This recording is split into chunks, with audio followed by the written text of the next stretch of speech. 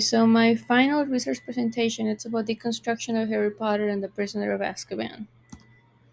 I will be analyzing and using the construction and explaining how we think about Harry Potter in multiple ways, as well as enrich your understanding of Harry Potter, and I will be giving closer examples from my Harry Potter class that I've done. So deconstruction is finding different interpretations in a text. That's pretty much what it means. So the first close reading example that I did was from chapter 2 on March Big Mistake. In this chapter, Rowling demonstrates physical descriptions and personality traits of the Dudleys. Uh, the author is almost like obsessed with their looks, like the character size and how it is comparable to obesity. So Rowling frequently describes Vernon, the uncle right here, um, in terms of his big purple face, heavy feet, or the size of his hands. Before getting into arguments with Harry, March frequently gives the impression that she eats a lot and drinks a lot of alcohol before she talks to Harry. Um, March compares the physically characteristics of Harry and Dudley by saying to Dudley, "I do like to see a healthy sized boy," and then she looks at Harry and says a nasty runty look about him. She attributes Harry's problems to his breeding because of his parents. His Harry's aunt treats him like if he was like a, a horrible animal, pretty much. And after that, that causes Harry to get angry, and since he doesn't have control of his magic, he starts inflating her like a balloon out of anger for her comments. And there she is.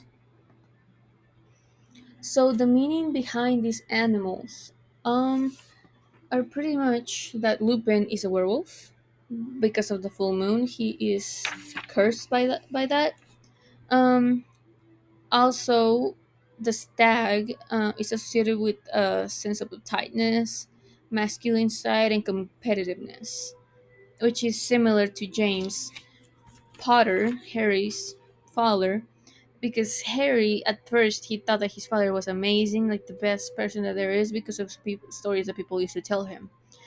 But he started realizing that there wasn't the whole truth because it didn't because Snape and others who Harry has seen as villains for his whole life at Hogwarts have said different things about James. So Harry finally realizes Snape's hatred towards him. It makes sense. It is a reaction of the rage and fury he harbors after being mistreated by Harry's father for years. However, uh, Professor Snape, he will always treat Harry differently because of James, but he will never let anything happen to Harry because Snape was in love with Lily Potter, which is Harry Potter's mother. So he will always protect Harry no matter what. Going back to this, we already did the werewolf, the stag. Now the grim, which is the grim in the book, is represented as death and sorrow. Then there's the rat, which is obviously we all know what the rat means. Is they will rat people. They will stab people in the back is for their own benefit. But the dog, though, the Grim is actually just a black dog. And what do we know as dogs? They're loyal animals to their owners or to their friends. So that's what like the Grim makes a really important role in the book, because the Grim is a protector and he will do anything in his path to avenge his best friends, Lily Potter and James Potter. That's why he's after Pettigrew the rat to kill him, since Pettigrew betrayed his friends and family. Okay. In conclusion, Rowling explains the audience who Harry is, what is his path, and also the author uses a lot of different interpretations in the text that requires innovation, which is a key component of the academic side of textual interpretation. So Rowling makes a substructure of the whole book, meaning that in every text we will find a lot of imagery, metaphors, or foreshadowing, which is pretty usual in fantasy novels, since it helps authors build a more intriguing story.